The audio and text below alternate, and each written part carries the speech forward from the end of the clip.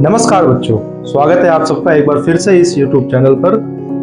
तो हम लोगों ने लास्ट लेक्चर पर देखा था about irrational numbers. Irrational numbers क्या होते हैं, एग्जाम्पल्स देखे थे उसके, और किसी भी दो रेशनल नंबर या फिर इरेशनल नंबर के बीच में कैसे हम लोग इरेशनल नंबर फाइंड करेंगे वो देखा था हम लोगों ने। और नंबर लाइन रिप्रेजेंटेशन भी देखा था, इरेशनल नंबर का कैसे करते हैं।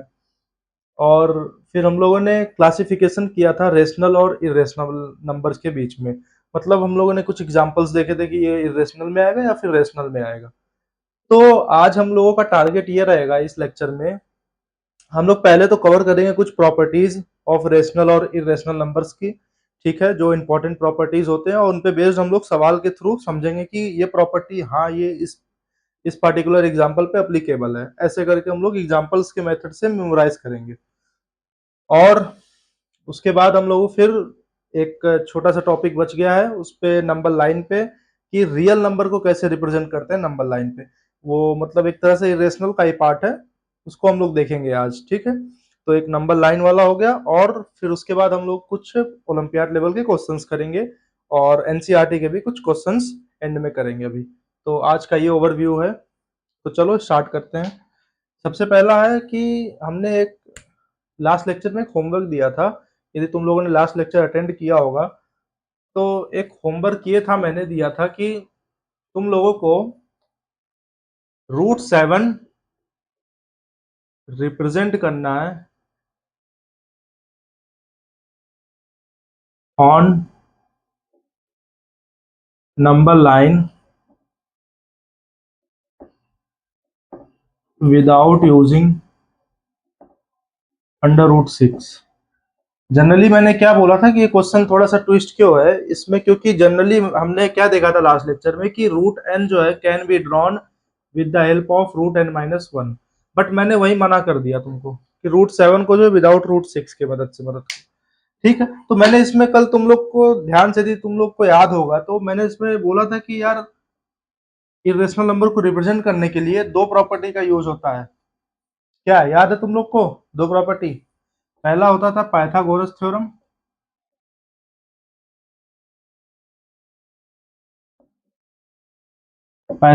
थ्योरम, दूसरा होता था सर्कल प्रॉपर्टी।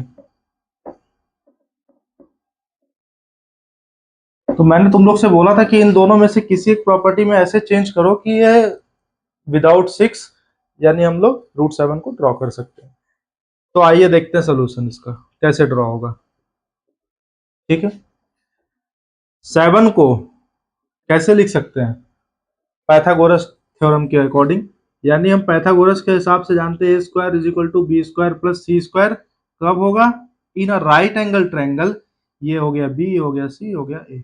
यानी कि हाइपोटेनस का square is equal to sum of squared remaining two sides. ठीक है, ये होता है पाइथागोरस थ्योरम। तो अब यहाँ पे a स्क्वायर की जगह पे मुझे 7 चाहिए है। 7 को हम लोग कैसे लिख सकते हैं? अब इन दोनों को मुझे क्या लेना पड़ेगा? Rational numbers. उसके पीछे का रीजन बताऊंगा क्यों, क्योंकि रेशनल नंबर से हम यहाँ पे क्या नंबर लाइन पे रिप्रेजेंट मतलब ड्रॉ कर सकते हैं। नहीं तो इरेशनल नंबर यदि ड्रॉ कर लेते तो फिर रिप्रेजेंट करने की जरूरत ही क्यों पड़ती। तो ये हो जाएगा 2 का स्क्वायर प्लस 1 का स्क्वायर। क्या ये सही लिखा है? नहीं यार, ध्यान दो तुम लोग। ठीक है, जो सर लिख देंगे सही है, गलत। √3 का स्क्वायर। चलो, तो अब देखो c आ गया √3 का स्क्वायर, और ये हो गया 2 का स्क्वायर, ये हो गया 7, यानी √7 का स्क्वायर। इसको एक तरह से लिख सकते हैं। तो एक ट्रायंगल मेरा बना। ठीक है, ये बना √3 साइड, ये 2, ये हो गया √7। ठीक, अब मुझे √7 ड्रॉ करना है नंबर लाइन पे। तो उसका अब बताओ, देखो हेल्प किसका लगेगा? √3 का। और √3 कैसे है? रूट मैंने तो ऐसा नहीं बोला कि √3 का हेल्प मत लो, √6 का हेल्प नहीं लेने के लिए बोला ना मैंने। तो √3 का हेल्प आप कैसे लेंगे? रिकॉल करो, मैंने सबसे पहले कैसे ड्रॉ किया था √3। कल मैंने ड्रॉ लास्ट लेक्चर मैंने ड्रॉ किया था ना, कैसे ड्रॉ किया था? सबसे पहले यहाँ 0, एक लाइन खींचेंगे 1 सेंटीमीटर की, फिर इस पे एक परपेंडिकुलर लाइन बनाएंगे। ठीक है, परपेंडिकुलर लाइन कैसे खींचते हैं पता है ना? थोड़ा सा ज्यादा डिस्टेंस लेते हैं, 2 टाइम्स डिस्टेंस ले लिया यहाँ पे। जैसे मान लो 2 सेंटीमीटर की लाइन है, फिर यहाँ से थोड़ा सा मोर देन हाफ डिस्टेंस लिया जाता है कंपास में, और यहाँ पे एक आर्क कट मारेंगे, फिर यहाँ से एक आर्क कट मारेंगे, जहां पे ये इंटरसेक्शन पॉइंट होगा उसको सीधे ज्वाइन कर दो, जो बेस लाइन है तुम्हारी उससे ज्वाइन कर दो। फिर एक आर्क कंपास में 1 सेंटीमीटर ले लो, वहां से एक कट मार देना, तुम्हारा 1 सेंटीमीटर हो जाएगा। तो ये 1 सेंटीमीटर और 1 सेंटीमीटर मिलके कितना हो गया, 1 सेंटीमीटर 1 सेंटीमीटर।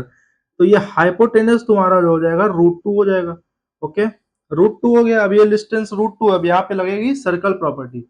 सर्कल प्रॉपर्टी ये कहती है कि रेडियस, ये हमारा ओ सेंटर है, ये रेडियस है, तो यदि हम इसके करस्पॉन्डिंग सर्कल खींचेंगे, या फिर ये आर की तो एक तरह से सर्कल ही है एक तरह से, तो ये भी जो हो जाएगी डिस्टेंस क्या होगी, रेडियस होगी, यानी कि √2 होगी। लो रिप्रेजेंट हो गया √2। अब मैंने बताया था कि √3 कैसे बनेगा, फिर इस पे एक परपेंडिकुलर लाइन ड्रॉ करना है। मैं हाथ से ही ड्रॉ कर दे रहा हूँ, तुम लोग जो है use of compass and scale ऐसे ही ड्रॉ करना, ऐसे नहीं हाथ से मैं भी कर रहा हूँ तो तुम भी हाथ से ही कर दो।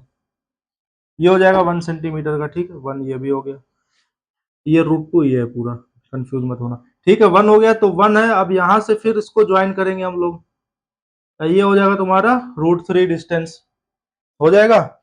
अब √3 हो जाएगा तो फिर अब इसको हम लोग ऐसे कुछ यहाँ यहाँ कट करेगा, तो ये मेरा हो गया √3 जो मुझे यहाँ पे चाहिए था।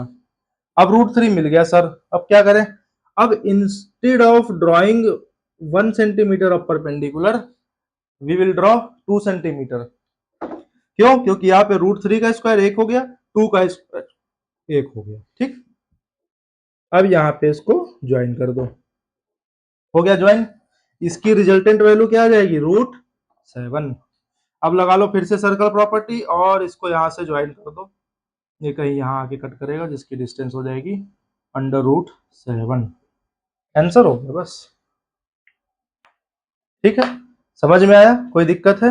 अब तुमको इस तरीके से √7, तो देखो एक तरीके से एक हमको एक इस क्वेश्चन के जरिए एक और आइडिया लग गया कि मान लो एग्जाम में आता है √10, ठीक है, √10, तो क्या हम लोग मतलब √2 √3 √4 √5 √6 ऐसे लेके बैठेंगे एग्जाम में, जहां पे प्रेशर ही रहता है और बहुत सारे क्वेश्चन हमको करने रहते हैं, नहीं। √10 को देखो यार कि कौन सा पाइथागोरस ट्रिपलेट इस पे बन रहा है, कौन सा पाइथागोरस थ्योरम लग रहा है इस पे। पाइथागोरस ट्रिपलेट्स होते हैं ए बी सी, जो कि ये इक्वेशन को सेटिस्फाई करते हैं, इसको पाइथागोरस ट्रिपलेट्स बोलते हैं, ए बी सी। तो पाइथागोरस ट्रिपलेट्स हमको ढूंढना है, इसमें से एक वन ऑफ द ट्रिपलेट ये है, √10 है, दूसरे ट्रिपलेट्स हमको ढूंढने हैं। तो ये एक तरह से ऐसे हो जाएगा 3 स्क्वायर प्लस 1 स्क्वायर, सिंपल, 3 3 जा 9, 1 1 जा 1, तो 10 हो गया। अब इसका अंडर रूट कर देंगे तो हमारा क्या हो जाएगा, 10 हो जाएगा, ठीक है। इसका स्क्वायर कर लो, अब ये इक्वेशन बैलेंस है, ये हो जाएगा सी स्क्वायर ए स्क्वायर बी स्क्वायर। तो √10 को दर्शाएंगे तो एक सबसे पहले बेस लाइन खींच लो, यहाँ पे चाहो तो तुम 3 का ड्रॉ कर लो या 1 का ड्रॉ करो, कोई दिक्कत नहीं है। चलो ये ओ है, ये ए हो जाएगा, ये हो जाएगा 3 सेंटीमीटर, और ये तुम्हारा हो जाएगा 1 सेंटीमीटर, ठीक है। अब ये तुम्हारा ज्वाइन करोगे, ये हो जाएगा √10, √10 हो जाएगा, तो फिर कंपास में डिस्टेंस लेके यहाँ कुछ कट मारेगा, ये तुम्हारा हो जाएगा √10। देखो कितना आसानी से हो गया, एक ही स्टेप में तुम्हारा √10 शो हो गया नंबर लाइन पे। नहीं तो तुम यदि ये वाला मेथड पढ़े होते कि मतलब ये वाला मेथड कि √n से √n-1 पे जाते हैं, फिर n-1 से n-2 पे जाते हैं, तो यार देखो 10 है, 10 के बाद 9 पे 8 पे 7 पे कितना टाइम वेस्ट होता। ठीक है, आई होप तुम लोग को समझ में आ गया होगा ये कंसेप्ट। एक बार प्रैक्टिस कर लेना अपने से खुद से, √15 को दर्शाना, ठीक है। सो √15 on the number line using this shortcut method, ठीक है। शॉर्टकट नहीं है, बस थोड़ा सा पाइथागोरस थ्योरम का हमने यूज किया है। आगे बढ़ते हैं, चलो। तो हम लोग डिस्कस करने वाले हैं properties of rational and irrational numbers.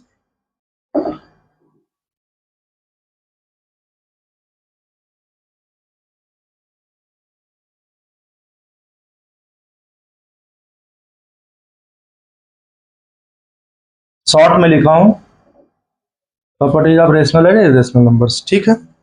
तो एक टेबुलर फॉर्म से हम लोग समझते हैं। सबसे पहले यहां हो जाएगा प्रॉपर्टीज,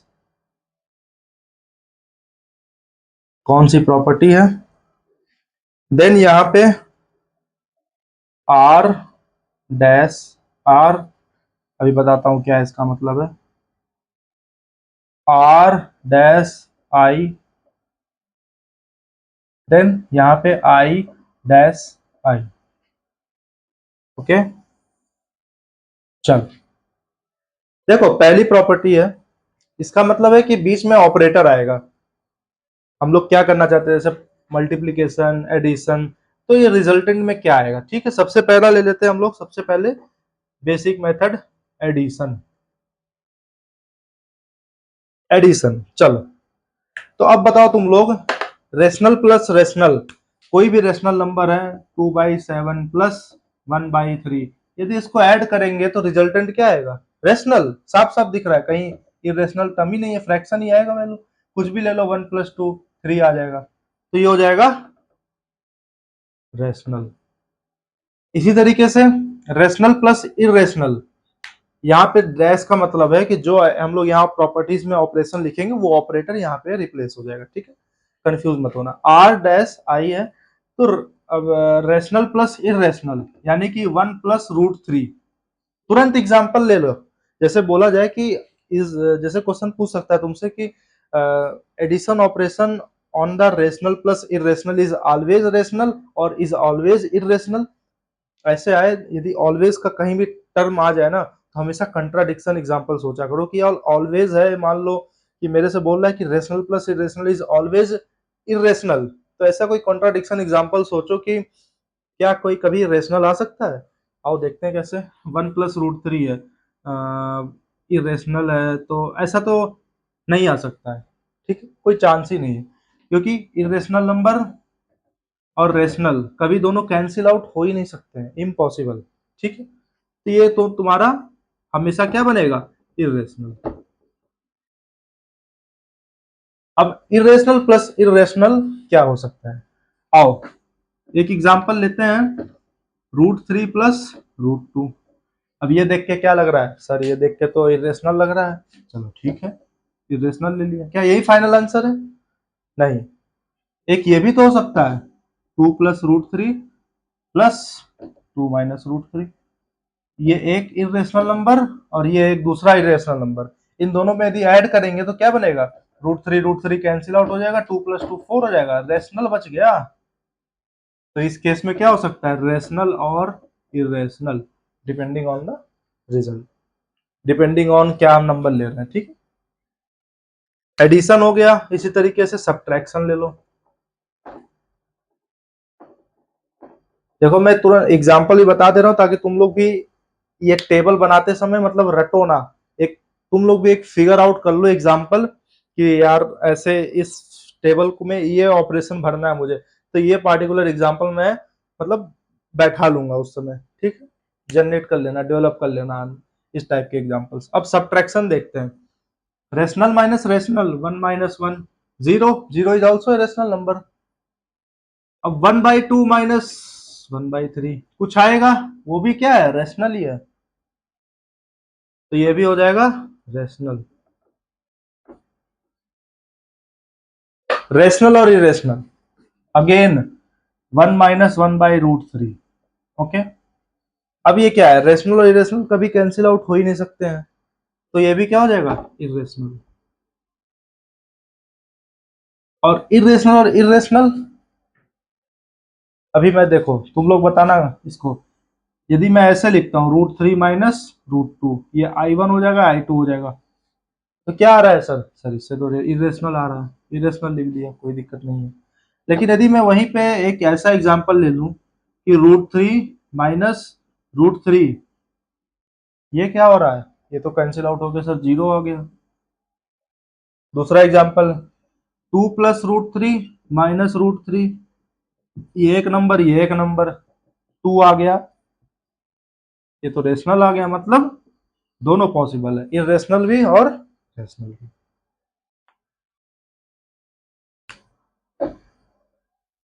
अगला प्रॉपर्टी देखते हैं,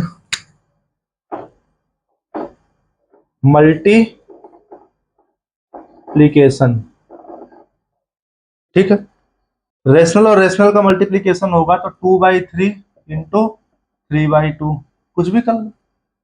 रेशनल और रेशनल कैंसिल आउट होकर के ज्यादा से ज्यादा क्या हो सकता है, एक इंटीजर आ सकता है, जैसे यहाँ पे 1 आ गया, ठीक है, या फिर फ्रैक्शन आ सकता है p बाई क्यू के फॉर्म में, तो that is also A category of rational.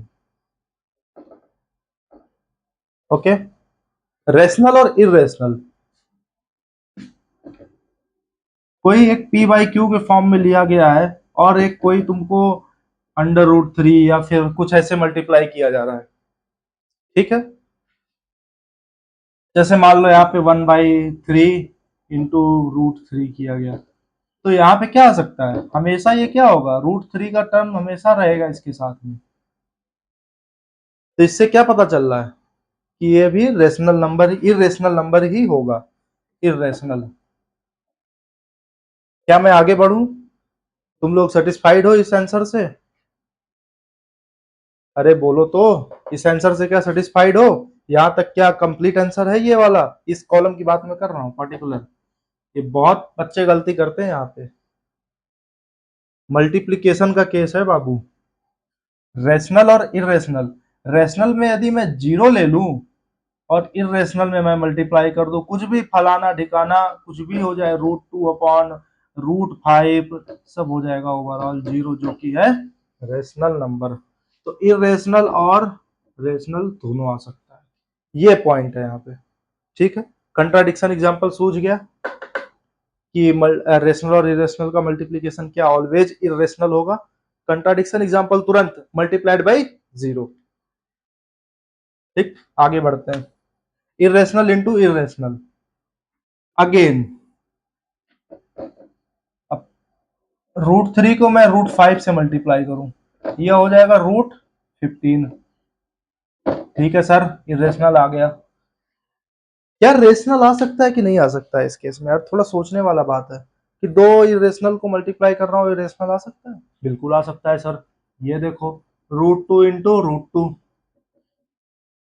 2 आ गया। इस तरीके से भी तो कर सकते हैं, √2 इंटू 1/√2, कट के 1 आ गया, दोनों रेशनल है। ओके, रेशनल आ गया। तो ये प्रॉपर्टी समझ में आ गया। मल्टीप्लिकेशन में ये थोड़ा सा इंपॉर्टेंट है, इसलिए मैंने इसको हाईलाइट कर दिया है और स्टार मार्क कर दिया है। ओके, अगला प्रॉपर्टी लेते हैं डिवीजन का।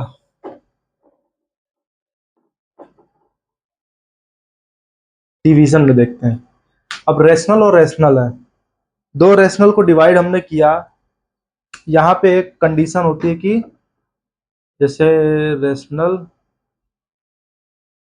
अपॉन रेशनल लिखा ना, तो नीचे वाला जो रेशनल होगा does not equal to zero होगा, क्योंकि फिर नॉट डिफाइंड नंबर हो जाएगा, कोई फायदा नहीं है उसका, कोई मतलब नहीं है, सेंस नहीं है। तो इसको थोड़ा ध्यान। तो देखो, रेशनल अपॉन रेशनल 2/3/5, कुछ भी करोगे ये p बाई क्यू या फिर इंटीजर आएगा ही आएगा। तो रेशनल अपॉन रेशनल कर रहे हैं तो ये हमेशा रेशनल ही आएगा। ओके, अब आती है बात रेशनल और इरेशनल। 1/√2 कर दिया, ये क्या है कि इरेशनल नंबर ही है।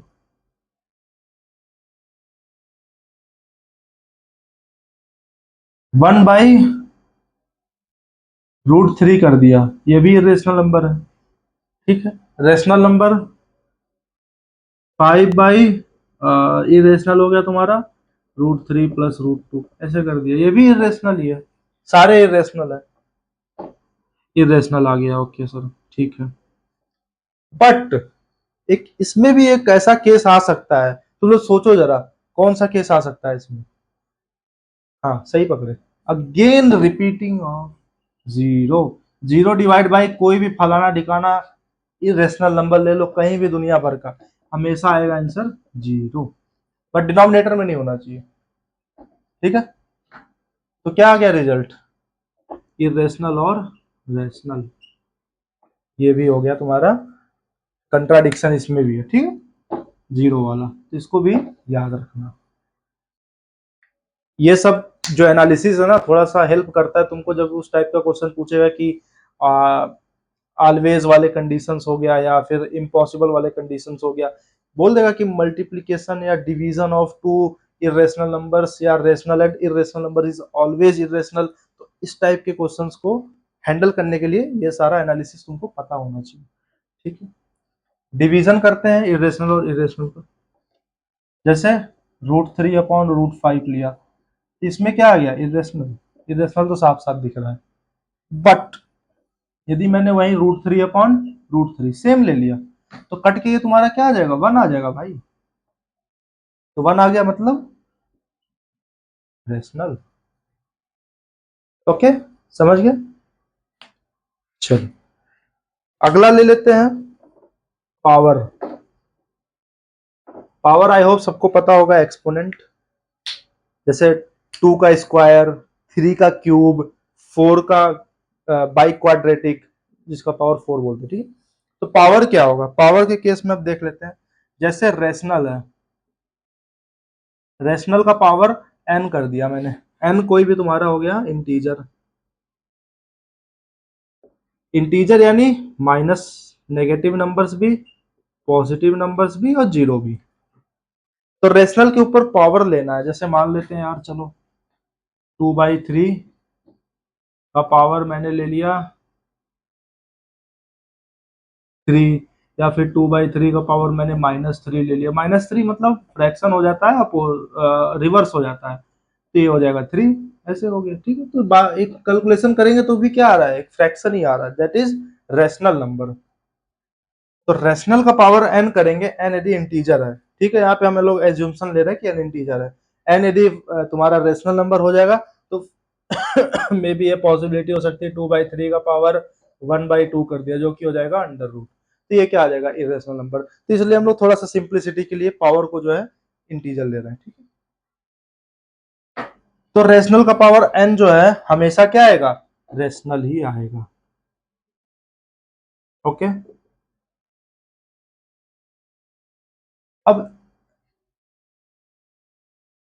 ये मतलब थोड़ा सा इससे इंडिपेंडेंट है, इसको इससे मत देखना।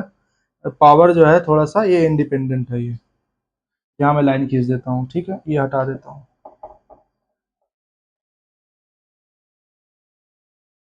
रैशनल का पावर ये हो जाएगा। अब एक और आता है इरेशनल का पावर n।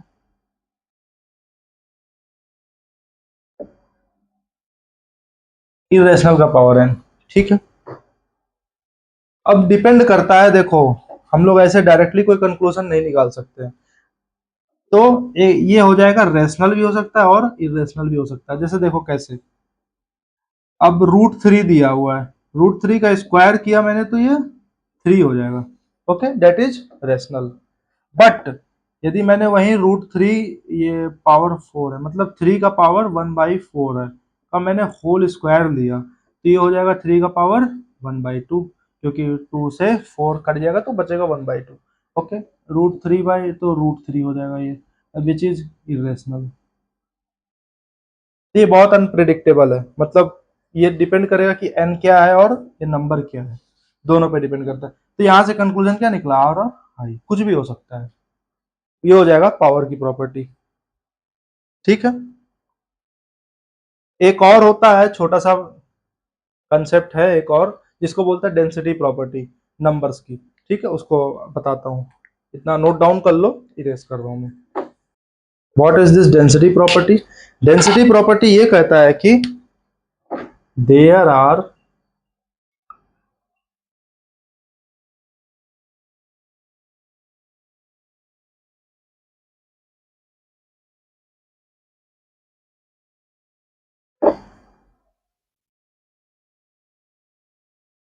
हाँ, डेंसिटी प्रॉपर्टी ये कहता है कि between any two rational numbers,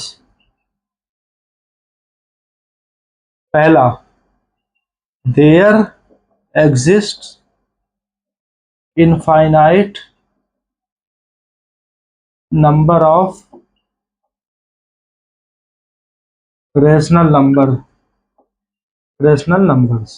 दूसरा कहता है कि there exist infinite number of irrational numbers. Same thing is applicable for irrational number. Between any two irrational numbers, पहला और दूसरा सेम। दो इरेशनल नंबर के बीच में भी there exist infinite rational number and there exist infinite irrational number. तो ये हो गई सारी properties of rational and irrational numbers की। तो अब हम लोग आ जाते हैं अगले डिस्कशन पर। अगला डिस्कशन हमारा रहेगा about real numbers. Real numbers क्या होते हैं? Basically combination of rational and irrational numbers.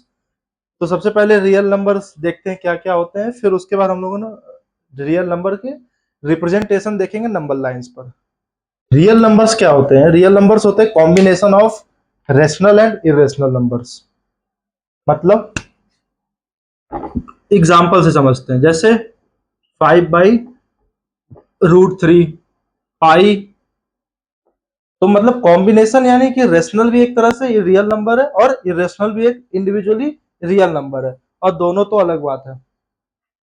5+√3 rational और इरेशनल का कॉम्बिनेशन, ठीक है, ये भी तुम्हारा एक रियल नंबर है। √2+1/√2-1 ये भी तुम्हारा एक रियल नंबर है। मतलब तुम लोग जितने भी टाइप के नंबर सोच सकते हो रियल नंबर लाइन पे एक, ठीक है, वो सारे हो जाएंगे रियल नंबर। ये इसीलिए इसको एक्स एक्सेस को रियल लाइन बोलते हैं। तुम लोग आगे जाके पढ़ोगे, ये वर्टिकल लाइन जो होती है उसको बोलते हैं इमेजिनरी एक्सिस, ठीक है। फिर इमेजिनरी एक्सिस का यूज आया तो उसको बोलते हैं हम लोग कॉम्प्लेक्स नंबर। कॉम्प्लेक्स नंबर क्या होता है? रियल नंबर और इमेजिनरी नंबर, इसको जो वाई एक्सिस पे प्लॉट किया था उसको इमेजिनरी नंबर बोलते हैं। इन दोनों को मिला करके फिर कॉम्प्लेक्स नंबर बोलता है, कॉम्प्लेक्स नंबर बनता है, ठीक है।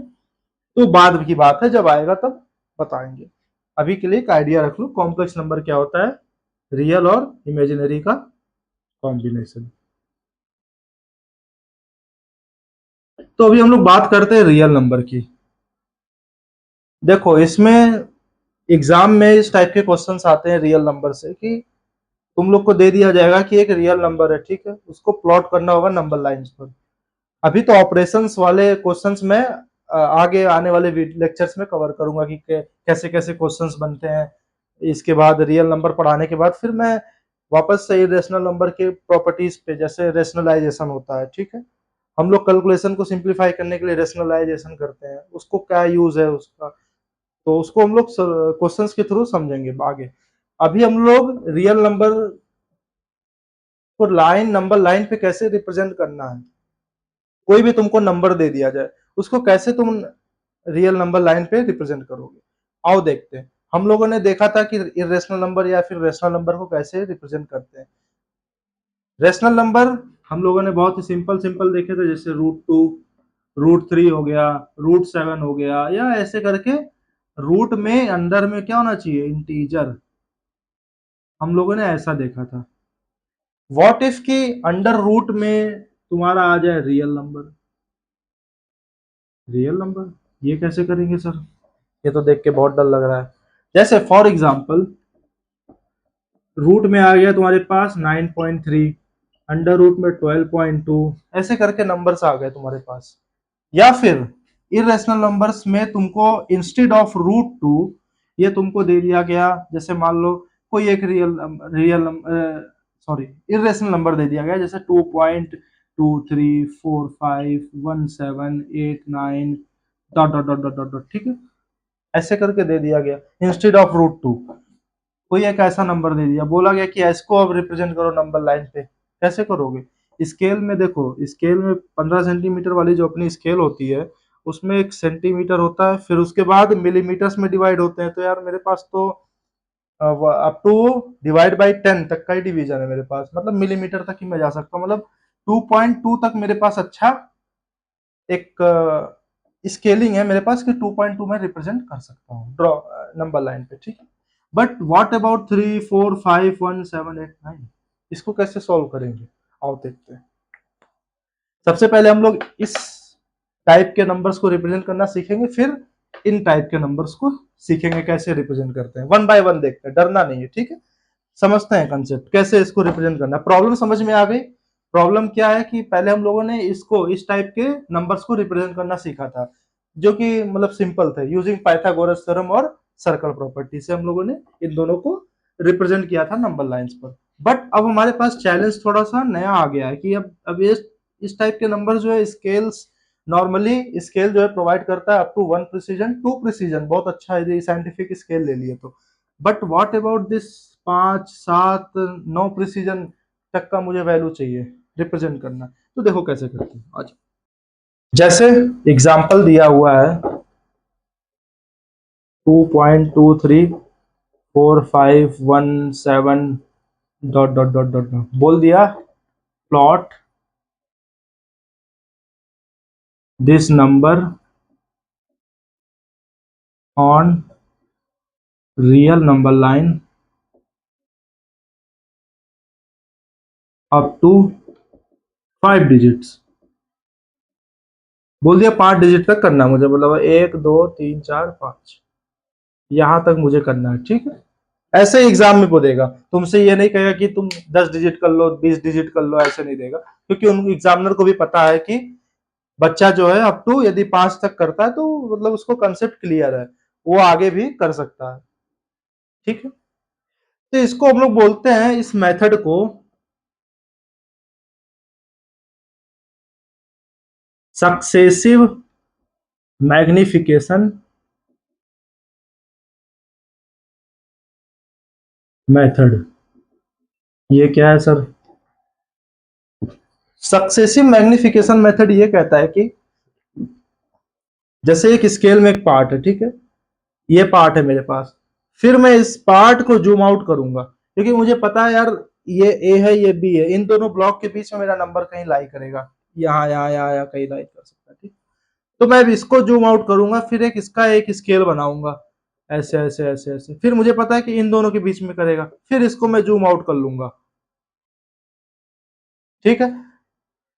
सॉरी, जूम इन कर लेंगे, गलती हो गया, जूम इन करेंगे मतलब बड़ा करेंगे, ठीक है।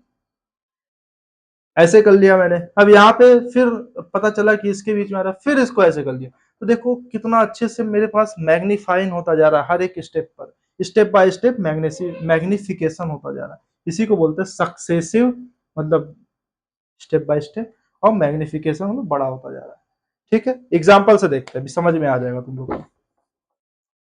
हमको क्या है 2.2345, तो सबसे पहला जो लाइन बनाएंगे, जीरो से ही बना लो कोई दिक्कत नहीं है, 1 2 3 4 5, ठीक है। तो देखो 2.23 किसके बीच में लाई करेगा, 2 और 3 के बीच में, तो यहाँ पे कुछ ऐसे ऐसे ऐसे 10 बना लेना, 10 पार्ट्स में डिवाइड कर लेना, तो 2 और 3 के बीच में मेरा लाई करेगा, तो गोला कर लो, फिर अब इसको एक्सपेंड कर दो, अब ये तुम्हारा हो गया 2 और ये हो जाएगा 3। अब यहाँ पे क्या बनेगा, 2.1 2.2 2.3 2.4 5 6 7 8 9 10, ओके। ये हो जाएगा 2.5 2.6 2.7, ऐसे करके हो जाएगा तुम्हारा। यार तुम लोग को कहीं छोटा तो नहीं दिख रहा है ना? रुक जाओ मैं बड़ा बना लेता हूँ थोड़ा सा, थोड़ा बड़े में ड्रॉ करने की कोशिश करता हूँ, ठीक है।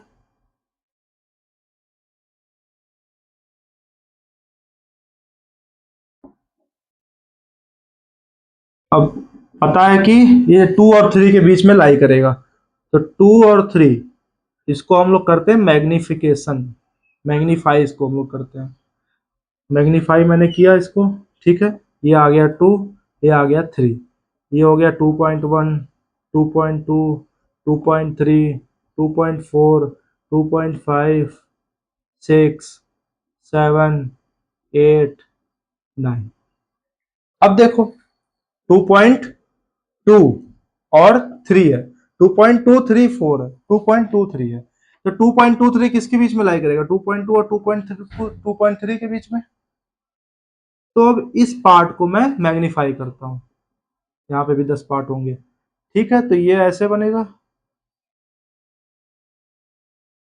ये कैसे बनेगा, लिखा जाएगा 2.2 2.21 2.22 2.23 2.24 2.25 26 27, 28, 29 और 2.3। ओके, यहाँ तक समझ में आया कैसे मैं मैग्नीफाइन कर रहा हूँ और किस पोर्शन को ले रहा हूँ मैं, स्केल का किस पोर्शन को लेना है, किस पोर्शन को छोड़ना है, ये भी बहुत इंपॉर्टेंट है। 2.23 अब देखो कवर हो गया मेरा।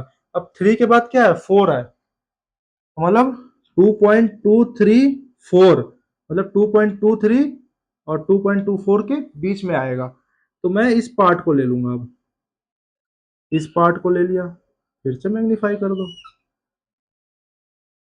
स्पेस की कमी है इसलिए मैं थोड़ा टेढ़ा बना रहा हूं, तुम लोग स्केल से ऐसे बढ़िया से बना लेना, ठीक है। तो यहाँ पे क्या आएगा, 2.23, फिर 2.23 1, 2.23 2, 2.23 4 3, 2.23 4, 2.23 5, 2.23 6, 2.23 7, 2.23 8, 2.23 9 और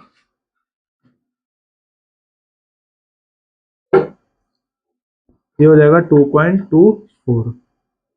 अब देखो 4 तक हो गया, 5 आना है। 5 मतलब 2.234, 234 और 235 के बीच में लाइन करेगा, बीच में लाई करेगा। तो अब इन दोनों को क्या कर दो, मैग्नीफाई कर दो, फिर से अगेन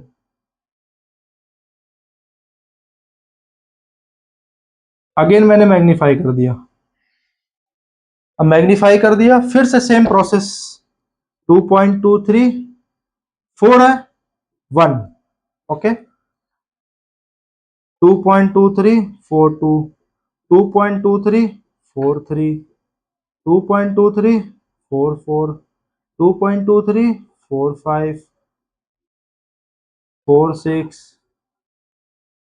4 7, 2.23 4 8, 2.23 4 9 और ये हो जाएगा 2.23 4 नहीं 5 हो जाएगा, 2.23 5 हो गया। ओके, अब नेक्स्ट बताओ तुम लोग कौन से पार्ट्स में आएगा। तो देखो 2.23 5 हो गया, अब आया 1, मतलब 5 के बाद आ रहा है 1, तो 5 तक ले लेंगे, 5 और 6 के बीच में। तो इस पोर्शन को अगेन हम मैग्नीफाई कर देंगे। अब जो लास्ट वाला स्केल बनेगा वो मेरा हो जाएगा फाइनल प्लॉट, ठीक है, फाइनल हो जाएगा, 1 तक आ जाएगा। तो यहाँ पे जो सबसे पहला वाला ही होगा ये क्या बनेगा, 2.234 5 1, बस लो मेरा प्लॉट हो गया। कितने स्टेप्स लगे, सबसे पहले एक स्टेप, दो स्टेप, तीन स्टेप, चार स्टेप, पांच स्टेप, मतलब जितने नंबर ऑफ डिजिट्स हैं उतने स्टेप्स लगेंगे। Okay, understood.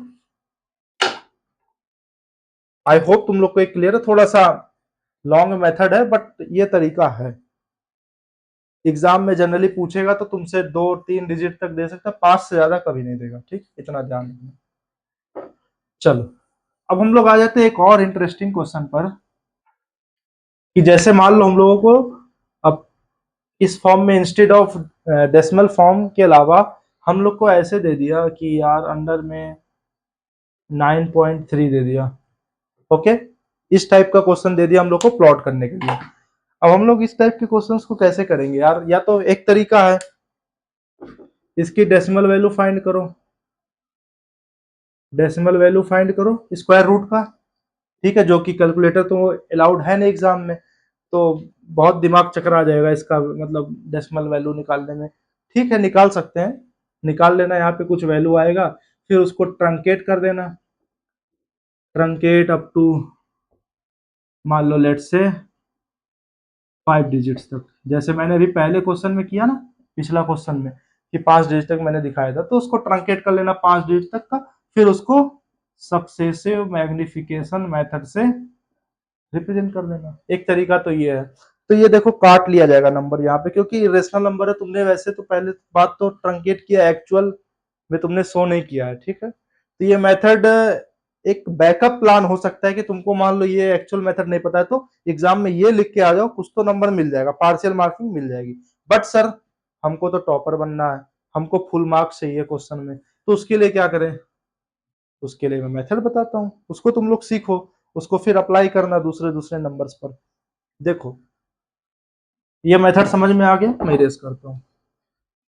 तो इसका जो ओरिजिनल मेथड है कैसे इसको करना है, ठीक है, तो इसको तुम लोग समझो थोड़ा सा। इसको हम लोग यहाँ पर भी हम लोग सर्कल प्रॉपर्टी ही लगाएंगे, बस थोड़ा सा एक फॉर्मूला है वो मैं लिख रहा हूँ, अभी डरना मत, डरने की जरूरत नहीं है, बस एक फॉर्मूला मैं लिख रहा हूँ, उस एक्सप्रेशन को तुम लोग समझना थोड़ा सा, ठीक है। Root x plus 1/2² minus x minus 1/2²। इसको यदि हम लोग सिंप्लीफाई करेंगे तो क्या आएगा?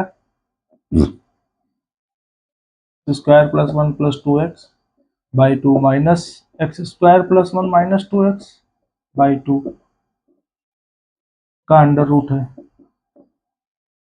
ये एक्स स्क्वायर कट गया, 1 कट गया, और 2 हो जाएगा 4x/2, है ना।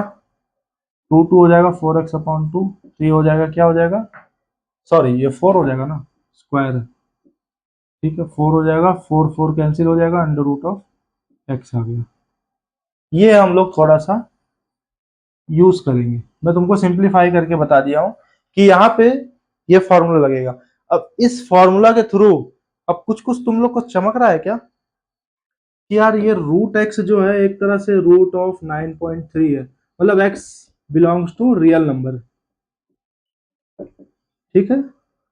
एक तरीके से एक्स जो है हमको यही तो चाहिए, हमको यही तो प्लॉट करना है,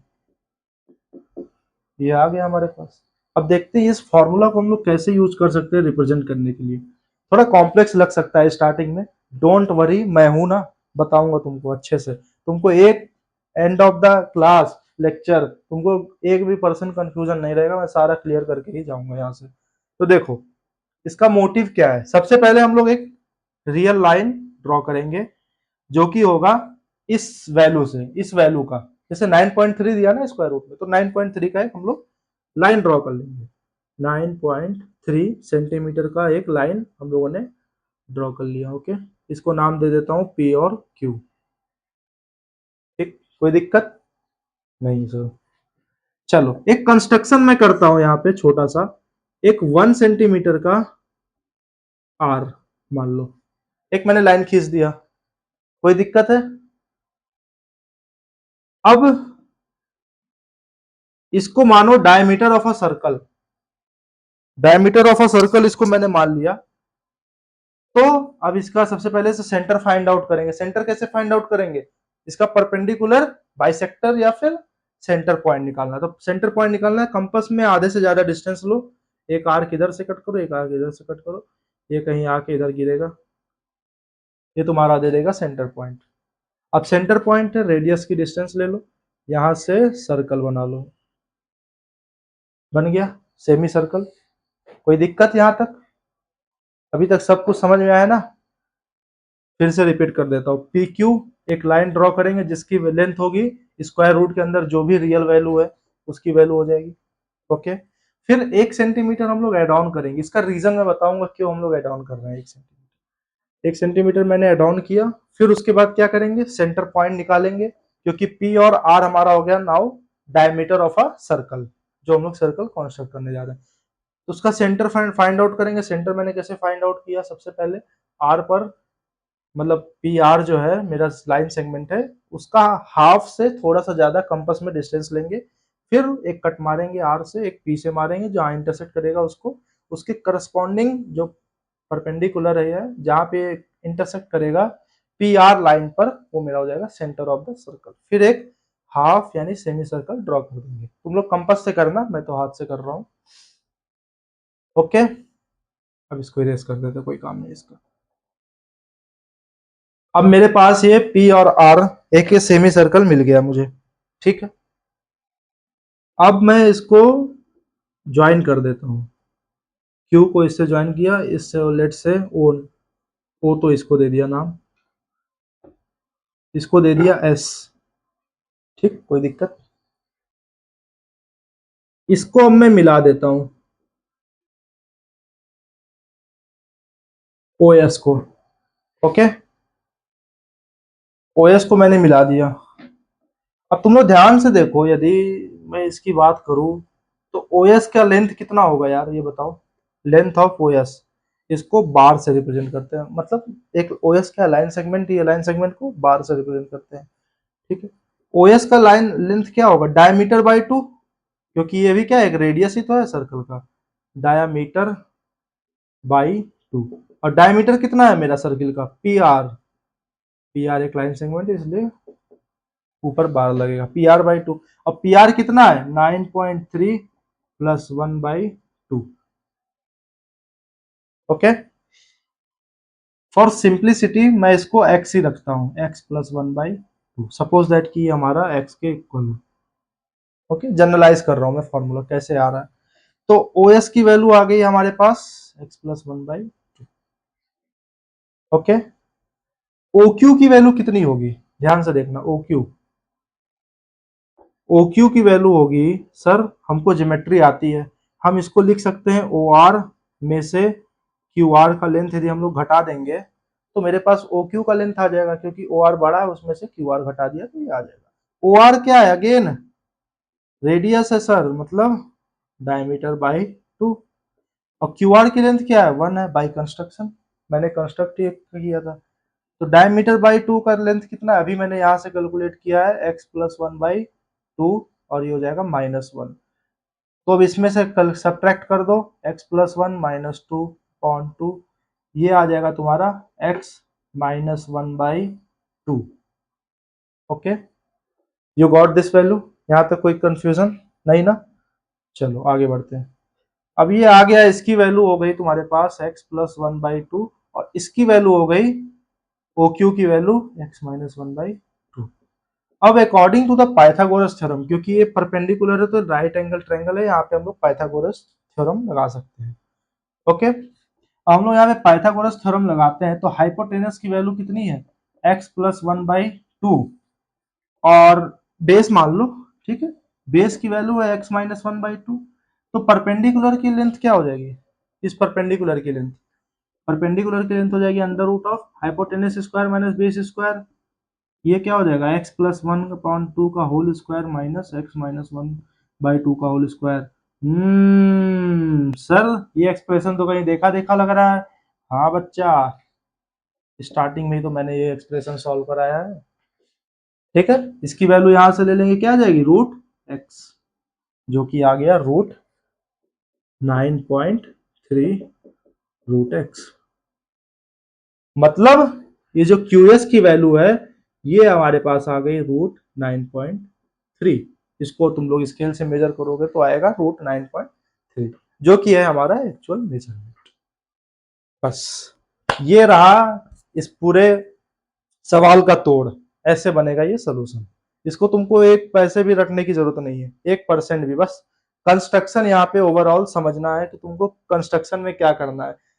अब यहाँ पे वन जोड़ने का लॉजिक क्या है, वन जोड़ने का लॉजिक यही है कि x प्लस 1/2 और x माइनस 1/2, यदि इसका होल स्क्वायर करेंगे ना तो होल स्क्वायर में कट करके x आ जा रहा है। समझे, नहीं समझे, नहीं समझे, इसका मतलब ये है कि जैसे मैंने x प्लस 1/2 और x माइनस 1/2, क्योंकि मुझे पता है कि जो भी काम करना मुझे रेडियस से करना है, डायमीटर का उसमें कोई रोल नहीं है, कैलकुलेशन में मैं बोल रहा हूँ। तो कैलकुलेशन में यार तुम x लोगे तो x/2 हो जाएगा रेडियस के लिए, तो रेडियस के लिए 1/2 हो जाएगा, और माइनस इधर से 1/2 हो जाएगा। तो अब देखो ये 1/4 हो जाएगा, कोई भी टर्म है तो कैंसिल आउट हो जाएगा। फिर बचेगा क्या, 2 टाइम्स x इंटू जो ये कांस्टेंट टर्म है, तो 2 मुझे हटाना है क्योंकि मुझे प्योरली x चाहिए, तो 2 को हटाने के लिए 1/2 होना चाहिए, इसलिए मैंने 1 लिया है। जैसे a प्लस बी का whole square minus a minus b का होल स्क्वायर, ऐसे करना है मुझे, तो ये आ जाएगा 2 टाइम्स ए बी, और इधर से प्लस 2 टाइम्स ए बी, तो ये क्या हो जाएगा, 4 टाइम्स ए बी हो जाएगा, ऐसे आ रहा है ना, है ना। तो अब यहाँ से 4 टाइम्स ए बी की जगह पे मैं यदि यहाँ पे नीचे में 4 लिख दूं किसी तरीके से, तो ये 4 और 4 कैंसिल हो जाएगा, जो कि अच्छा है कि ये डिवाइड बाई 2 हो जाए होल स्क्वायर के अंदर ही, ये रीजन है यहाँ पे 1 लेने का। ओके, आई होप तुम लोग को समझ में आ गया होगा। एक बार फिर से रिवाइंड करके देख लेना, समझ में आ जाएगा। चलो आगे बढ़ते हैं। तो हमने देखा रियल नंबर्स को कैसे नंबर लाइन पे रिप्रेजेंट करते हैं। अब एक थोड़ा सा थिंकिंग प्रॉब्लम देता हूं मैं, ठीक है, थोड़ा एक एडवांस लेवल समझ लो प्रॉब्लम। ऐसे है कि जैसे हम लोगों ने देखा अंडर रूट ऑफ 9.3 को कैसे रिप्रेजेंट करेंगे, ठीक है। अंडर रूट ऑफ 7, कोई भी अंडर रूट में मतलब इंटीजर हो गया कवर, एक तरह से हमारा रियल नंबर भी हो गया। बट क्या सारे रियल नंबर कवर हो गए? जैसे एक एग्जांपल मैं लेता हूं, क्या क्यूब रूट ऑफ 3 रिप्रेजेंट कर पाओगे नंबर लाइन पे? या फिर 7 का fourth quad 1/4 root? How to represent these numbers on the number line, real number line, ठीक है। इस टाइप के नंबर्स को कैसे हम लोग रिप्रेजेंट करेंगे, ये अपने सिलेबस में नहीं है, जस्ट मैं तुम लोग का थॉट प्रोसेस जानना चाहता हूं कि तुम लोग इस प्रॉब्लम्स को कैसे टैकल करोगे, कैसे रिप्रेजेंट करेंगे। अब तो बहुत ज्यादा डिफिकल्ट हो गया कि स्क्वायर रूट तो चलो ठीक है, हम लोगों ने मतलब पाइथागोरस थ्योरम लगा लिया उसमें कि एच स्क्वायर होता है बराबर b square plus p square. तो ये स्क्वायर वाला टर्म आ गया, अंडर रूट में मतलब ये वाली वैल्यू जो हमको किसी तरीके से 7 लानी है या 3 लानी है, ऐसे करके हो गया। बट व्हाट अबाउट 3, 4 या उसके हाइयर टर्म आ गए, जैसे अंडर रूट ऑफ 6 है, यहाँ 100 हो गया, ऐसे करके इस इन सबको क्या पॉसिबल ही नहीं है, तरीका ही नहीं है कोई? है तरीका? क्या तरीका है बताओ? चलो ये अभी मैं तुम लोग के लिए होमवर्क देता हूँ, इसको तुम लोग थोड़ा सा सोचना इस प्रॉब्लम्स को कि कैसे हम लोग इसको नंबर्स को प्लॉट कर सकते हैं नंबर लाइन पे, ओके। सोल्यूशन मैं तुमको अगले वीडियो में बताता हूँ। थोड़ा सा यदि अभी अपने से मतलब दिमाग एकदम भी नहीं काम कर रहा है ना, तो फिर हिंट देख लेना, नहीं तो इससे पहले मुझे पॉज करना वीडियो, सोचना। ये नहीं आता है समझ में, थोड़ा हिंट ले लो। यूज फंक्शंस,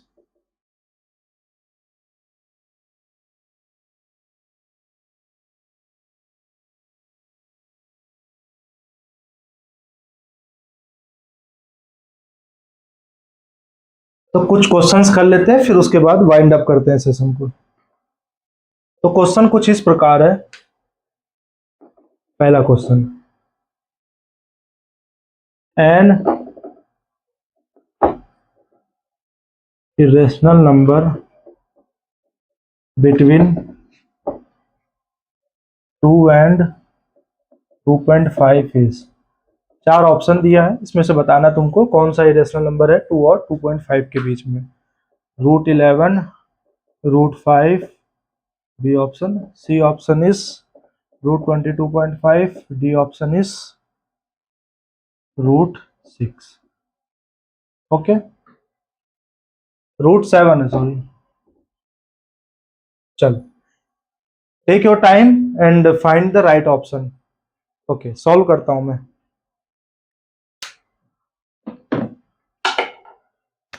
तो कुछ लोग क्या करेंगे, सबसे पहले देखते ही 2 एंड 2.5 के बीच में सबका स्क्वायर रूट फाइंड करने लगेंगे। इसको देखेंगे 3 पॉइंट समथिंग के पास आ रहा है, ये 2.2 के समथिंग आ रहा है, ये आ जाएगा 4 पॉइंट समथिंग, ये आ जाएगा 2 पॉइंट समथिंग, ठीक है। अब कंफ्यूजन यहाँ पे आ रही है, दो ऑप्शन में 2 पॉइंट समथिंग 2 पॉइंट समथिंग, कौन सा ऑप्शन हो सकता है सही? ओके, तो अब यहां से देखेंगे, बजाय इसके एक दूसरा तरीका भी है हमारे पास, क्योंकि एक हम लोग यहाँ पे कॉन्सेप्ट का यूज करेंगे। एक स्क्वायर की प्रॉपर्टी होती है कि यदि मान लो C lies between A and B, तो C square lies between A square and B square. Agree और नॉट? इस प्रॉपर्टी से एग्री करते हो कि नहीं? तो ये छोटा सा हम लोग एक स्ट्रेटजी अपनाएंगे, और देखो इस सवाल को कितना आसान कर देते हैं। अब देखो ये हमारा हो गया C नंबर, तो C नंबर क्या क्या दिया है हमारे पास, देखो 11 C स्क्वायर, 5 22.5 और 7, और हमारे पास ए स्क्वायर क्या है 4, और बी स्क्वायर क्या है 2.25 का स्क्वायर 6.25।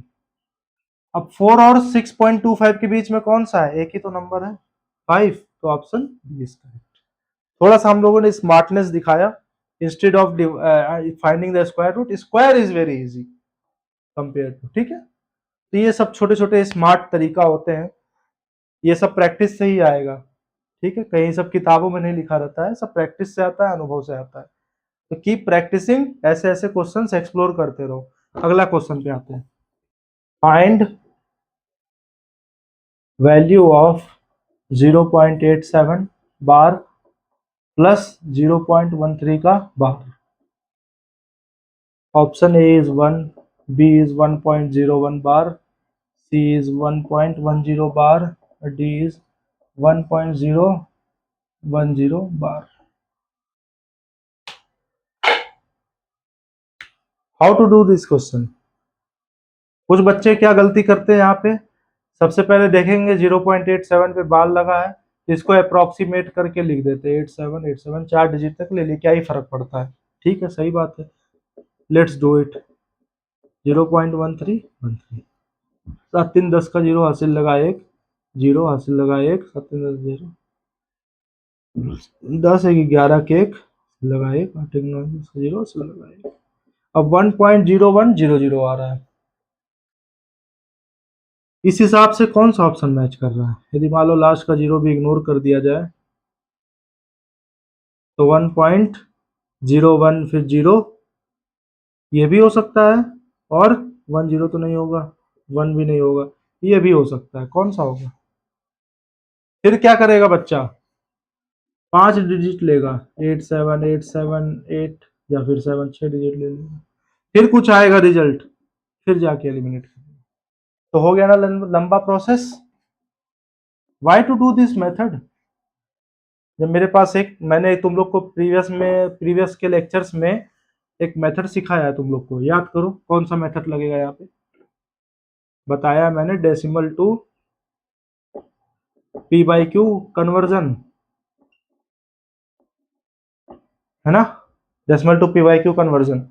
यहाँ पे 0.87 का बार लगा है, इसको डेसिमल में कैसे, पी बाई क्यू में कैसे कन्वर्जन करेंगे? 87/99 कैसे? फटाक से लिखो इसको, x बराबर 0.87। अब तो तुम लोग को याद हो जाना चाहिए यार ये मेथड, 0.87 का बार है, 100x करेंगे जितने नंबर ऑफ बार्स उतने नंबर ऑफ जीरो से मल्टीप्लाई, 87.87 का बार, तो इधर आ जाएगा 99x, सब्ट्रैक्ट कर दो ऊपर नीचे, इधर हो जाएगा 87x की वैल्यू हो जाएगी 87/99। इसी तरीके से 0.13 का बार हो जाएगा 13/99, ठीक, 87/99 प्लस 13/99, व्हाट दिस गिव्स 100/99। अब मैंने तुमको p by q to decimal conversion भी बताया है। देखो एक ही क्वेश्चन में कितने कॉन्सेप्ट कवर हो गए, ये होता है मैथ का जादू। तो 100 को डिवाइड कर दो 99 से, 1 जा 99, 1 बचा, पॉइंट लगा 0 0 0 बढ़ गया 99, 1 बचा, फिर 1 जा जाएगा, सॉरी 0, फिर एक 0 लगा दो, फिर एक 0 लगा दो, कोई दिक्कत नहीं है, 1 जा 99, फिर 1 बचा, फिर एक 0, फिर एक 0, फिर 1 जा, तो आंसर कितना आ गया इसका 1 पॉइंट, आई होप सबको डिवीजन आता होगा 0101, तो ये क्या आ गया 1.01 का bar. Answer is option B. ठीक है, आई होप तुम लोग को ये समझ में आ गया होगा। इस टाइप के क्वेश्चंस करते रहो, keep practising this kind of questions, बहुत जरूरी है अपार्ट फ्रॉम एनसीईआरटी, तभी तुम लोग का दिमाग खुलेगा थोड़ा सा। ओके, इन आर डी शर्मा, मैंने बोला रिसोर्सेज आर डी शर्मा और एनसीईआरटी को प्रॉपरली फॉलो करो, ऐसा नहीं कि कंपटीशन के चक्कर में पड़ गए एनसीईआरटी को भूल गए, ऐसा नहीं है, एनसीईआरटी हमारा बेस है, बेस जब तक नहीं होगा तब तक इंफ्रास्ट्रक्चर कैसे बनेगा, तो इंफ्रास्ट्रक्चर मजबूत करने के लिए बेस भी उतना ही जरूरी है। तो ठीक है, चलते हैं फिर, अब आज के लिए इतना इनफ है, सफिशिएंट है। तुम लोग इसको एक बार फिर से, यदि समझ में नहीं आता है कोई चीजें, फिर से वीडियो देखना, फिर भी नहीं समझ में आता तो मुझे कमेंट करना, मैं उस पार्टिकुलर टॉपिक को नेक्स्ट वीडियो में थोड़ा दूसरे तरीके से बता दूंगा, उसको और एक्सप्लेन कर दूंगा डेप्थ में। ठीक है, कि सर ये मेथड या नंबर लाइन प्लॉटिंग नहीं समझ में आया, सर ये इसका मैथमेटिकल कैलकुलेशन कैसे होगा, थोड़ा इस टाइप का क्वेरी पूछ लेना मुझसे, मैं उसको अगले वीडियो में स्पेशल वीडियो बना करके उसको समझा दूंगा तुम लोग को। तो ठीक है, आज के लिए इतना ही है, मिलते हैं अगले लेक्चर में, थैंक यू सो मच।